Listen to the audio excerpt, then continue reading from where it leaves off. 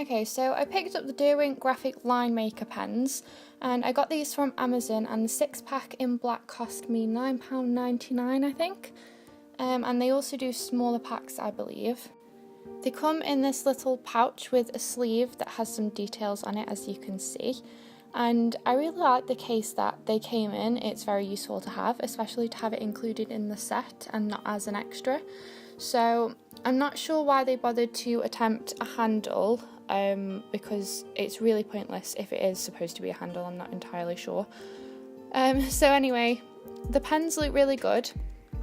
The caps are a hexagon shape, so they sit nicely next to each other. And then out of the pouch, they feel really good as well. They have the size nib written near the bottom of the pen as well as on the cap, which I like. There's also a little window on each of the caps so you can see the nib inside, which I just think is a really nice added detail.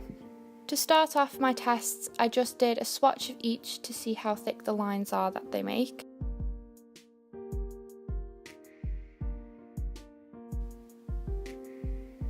I also wrote hello to see how it felt to write, but when I thickened the lines it ended up looking a little bit messy. Maybe that was just the size of pen that I was using. A lot of the time I used pens like this with marker pens or with watercolour paints. So first I used a Crayola marker to draw some simple flowers, and then I inked over them to give detail. This worked fine and there wasn't any bleeding from the pens. Sometimes though I will draw something and then want to add colour after, so I tried this, but it made a bit of a mess and the ink ended up smudging with the colour.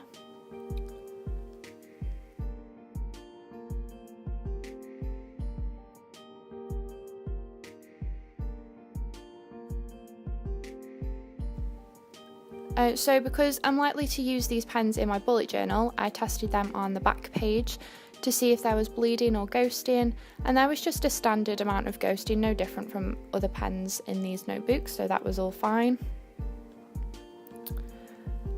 As well as the sketch paper and the bullet journal paper, I tested printer paper as well because it's much thinner, and I was happy with the amount of ghosting as it really was only the two thickest pens that I could see on the back. But yeah, okay, so to test my watercolours with the pens, I started a bit of a doodle page where I inked half to then watercolour over the top, and then I left some of the details blank so that I could paint and then ink after the paint had been put down.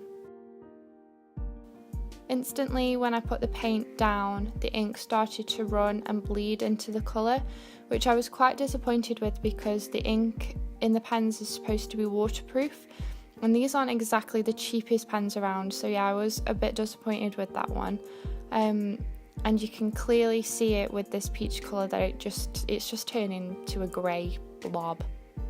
So finally, when the painting was dry, I inked over the top of the paint to see what the ink did, and there wasn't any significant bleeding, but there was a tiny bit of feathering, just from the thicker nibs though, nothing too noticeable.